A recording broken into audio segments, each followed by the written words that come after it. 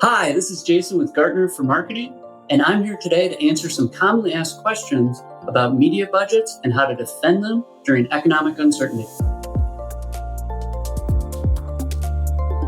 Macroeconomic conditions are increasing executive uncertainty, and many organizations are scrutinizing their expenses in response. So CMOs should be thinking about how convinced their executive team is in the returns they're getting from their media investments today.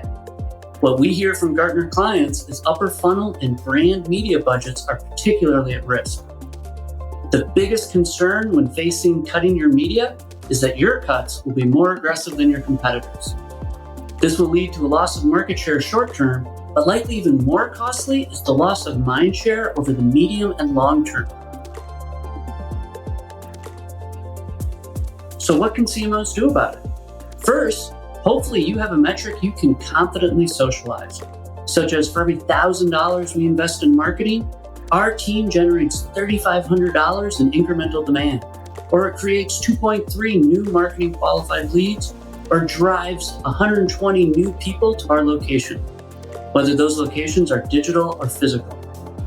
The exact metric will vary based on your corporate goals. How you calculate the metric will vary based on your analytic maturity, but the need for the metric is universal. This metric reinforces and quantifies that marketing is an investment. This metric isn't a cure-all, but by using it, you may postpone or minimize upcoming cuts. So that's step one. Crystallize, socialize, possibly even prophesize marketing's contribution to the business. For every $1,000 that's invested, what happens because of your marketing team? We'll talk about two ways. First, if you can use this budget cut as an opportunity to conduct a field experiment. The goal of this field experiment is to provide the best evidence your organization has ever had regarding marketing's contribution to the business.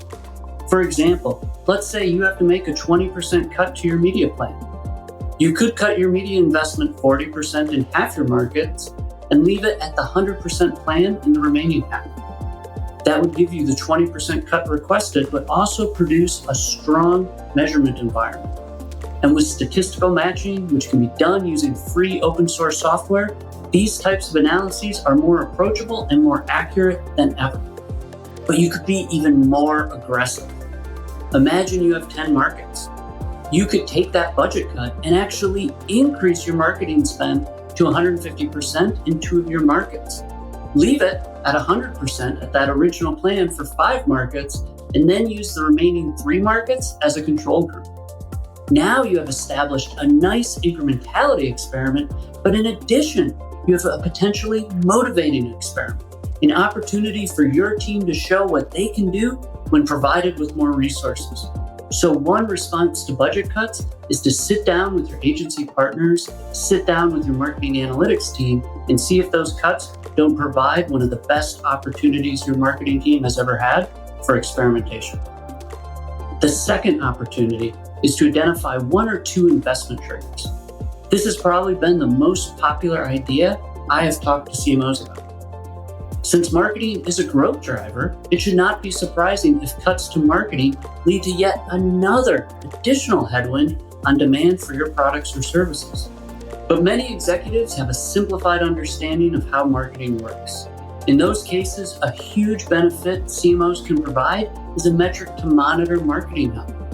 While market share and brand health metrics are great, they're often slow to change, and they're infrequently collected, making them a poor choice for monitoring during uncertain times like we are facing today.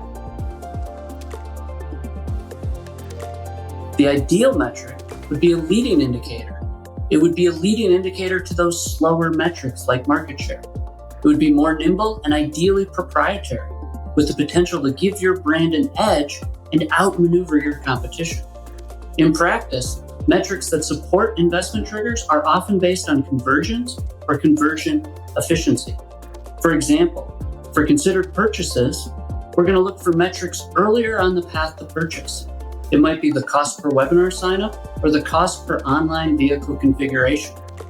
For more direct purchases, you could consider the marketing cost per add to cart or the cost per new customer acquisition. Work with your analytic resources to find the best proxy. The exact metric is going to vary based on your corporate goals, but the goal for the metric is identical: to provide a leading indicator.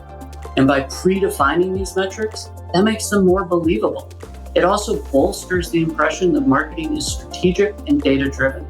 As marketing budget cuts are hitting brand media hard, one would expect lower funnel metrics to lose efficiency.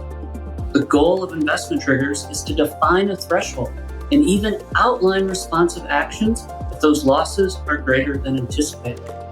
Customer behaviors are changing. We just don't know all the details. Well thought out investment triggers are a data-driven substitute for the crystal ball we all wish for, but none of us have.